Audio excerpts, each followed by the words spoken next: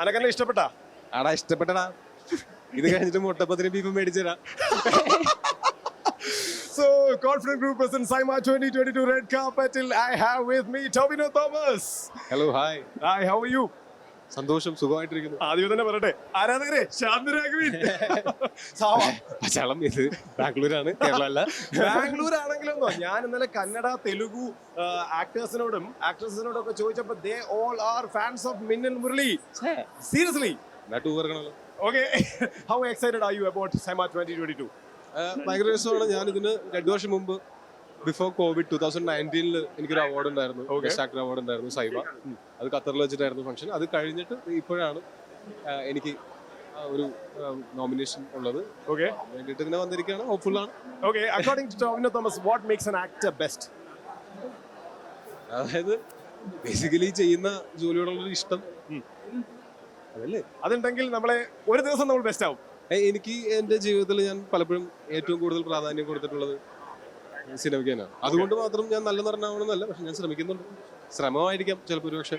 Okay, മിന്നൽ മുരളിക്കും കളയ്ക്കുമാണ് സൈമയിൽ nomination ലഭിച്ചിരിക്കുന്നത്. മിന്നൽ മുരളിക്ക് ഇന്ത്യ ഒട്ടാകെ ഫാൻസ് ഉണ്ട്. ഇനി പറ, സൈമയുടെ വേദി നിന്നുകൊണ്ട് മിന്നൽ മുരളി 2 എന്ന് വരും.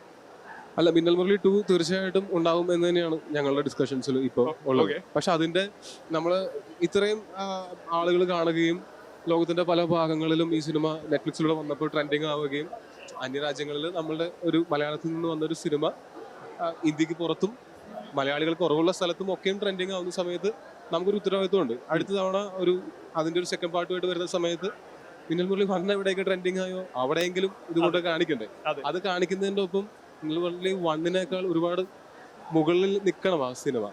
അപ്പൊ അത് കാരണം കൊണ്ട് തന്നെ നമ്മൾ വളരെ ചിന്തിച്ചും വളരെ കെയർഫുള്ളിയും നമുക്കൊരു റോക്ക് സോളിഡ് സ്ക്രിപ്റ്റ് ആയതിനു ശേഷവും മാത്രമേ നമ്മൾ അങ്ങനെ ഒരു ഇതിന്റെ ഒരു ഫ്ലോസിലേക്ക് പോകുള്ളൂ.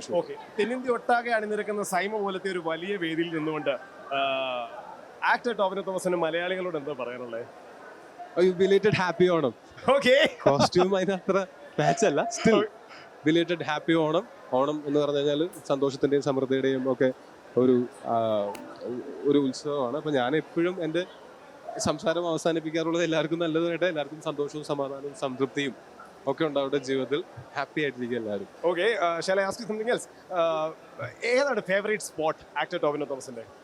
Favourite spot? സ്പോട്ടോ അല്ലെങ്കിൽ സ്പോർട്ട് ഫുട്ബോൾ, ക്രിക്കറ്റ്, ഏത് കളി? അങ്ങനെയൊന്നുമില്ല, എല്ലാം ഇഷ്ടമൊക്കെയാണ്. എല്ലാം ഇഷ്ടമാണ്. ക്രിക്കറ്റും ഫുട്ബോളും ടെന്നീസും എല്ലാം ഇഷ്ടമാണ്. കൂടുതലും നമ്മൾ കാണുന്നത് ക്രിക്കറ്റും ഫുട്ബോളും ഒക്കെ തന്നെയാണ്. ഓക്കെ, അങ്ങനെയെങ്കിൽ ഈ പറഞ്ഞ ക്രിക്കറ്റിനെ കുറിച്ചും ഫുട്ബോളിനെ കുറിച്ചും ടെന്നീസിനെ കുറിച്ചും എല്ലാ സ്പോർട്സിനെ കുറിച്ചുള്ള ലൈവ് അപ്ഡേറ്റ്സ് കിട്ടുന്ന ഒരു ന്യൂസ് വെബ്സൈറ്റ് ആണ്, സ്പോർട്സ് ന്യൂസ് വെബ്സൈറ്റ് ആണ് Wolf 777 News. Okay, thank you. Nice.